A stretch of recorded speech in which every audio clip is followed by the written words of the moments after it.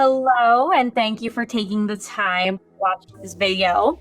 For those of you that I have not had an opportunity to meet yet, my name is Maria Kelly, and I am a member on the planning team here at Amplius.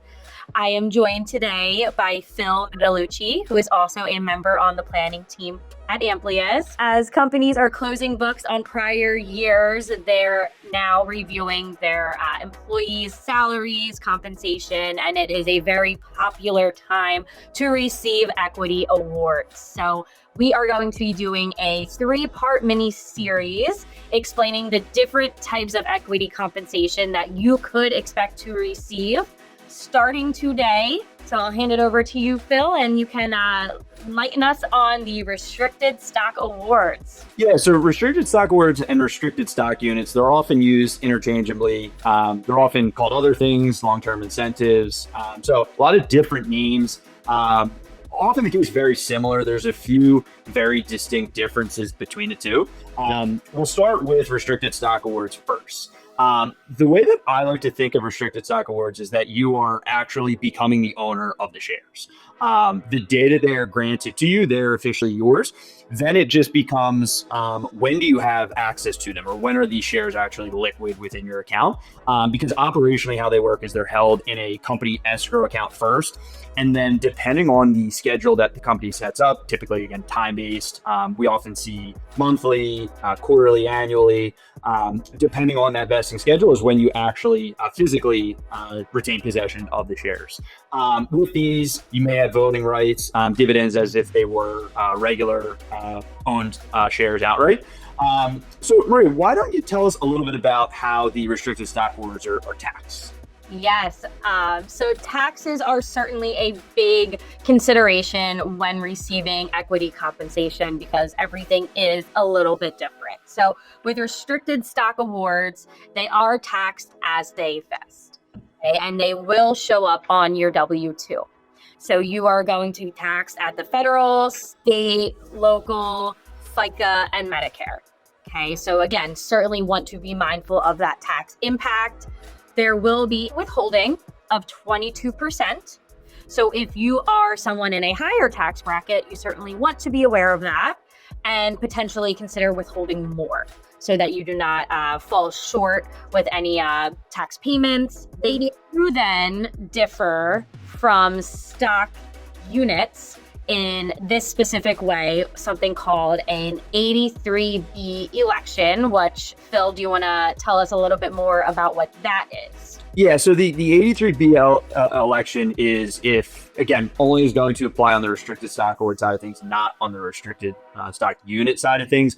What this exactly means is if you wanted to pay the taxes upfront on shares at the time that they are granted to you, rather than at the time that they actually vest into your account, again, depending on the vesting schedule, the 83B election allows you to do exactly that.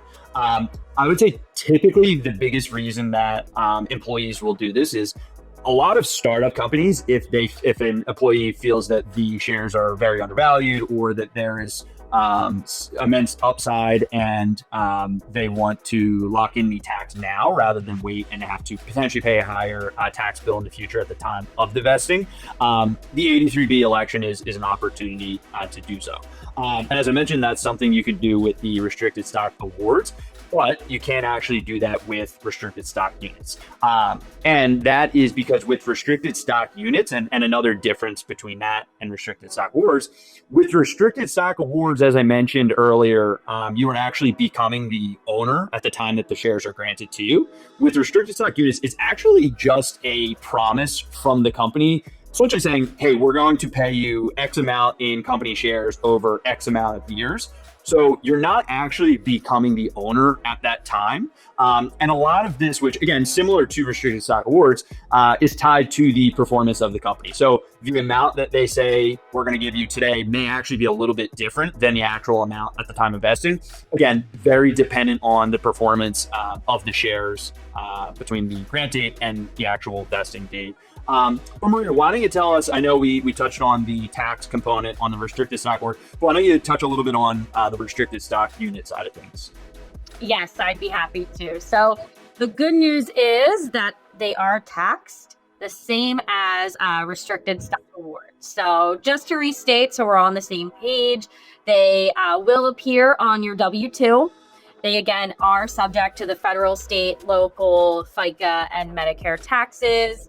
And again, you will want to be mindful of the withholding, and especially when it comes to your specific tax bracket, as well as if you are holding for a longer period of time after that, short or long-term capital gains in addition to when they were vested. With both of these different equity compensations, and really with all of them, it comes down to a strategy, right? So we are here to help you through your specific situation and your strategy, but typically we like to apply a 3-rule framework when it does come to how do we go about unvesting or diversifying. So Phil, do you want to share with us what that 3-rule framework is? Yeah, I would say the first and most important one, and to echo the point that you made, there's not a one-size-fits-all approach across the board. Everyone has a different circumstances and a different situation as far as how to apply the 3-rule framework. But what we feel is typically the questions to ask yourself before deciding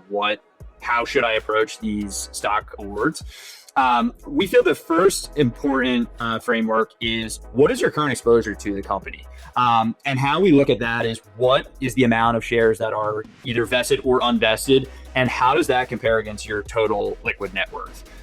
We feel that's the first important question to solve for. And then from there, it's what is the right amount of exposure for me? The general rule of thumb is anywhere from 5 to 15%, but everyone has different pain points, different stomachs for risk. So we feel that is equally as important. So once you figure out what your target should be and what your current exposure is, now it's all right. So if there is a difference, how do I get there? What is the most tax efficient way to get there?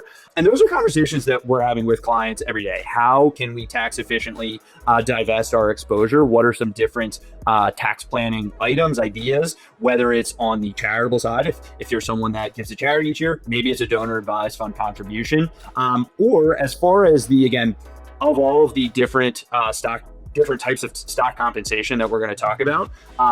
Typically, the restricted stock awards and restricted stock units tend to be the preferred option, just because relatively straightforward as far as the taxes, but just to give it a little teaser for some upcoming videos. But just to reiterate everything again, different circumstances call for different strategies. The most important thing is being able to answer those questions that we outlined. Completely agree. So again, thank you for watching. We will see you again soon, and do not hesitate to reach out to us with any questions.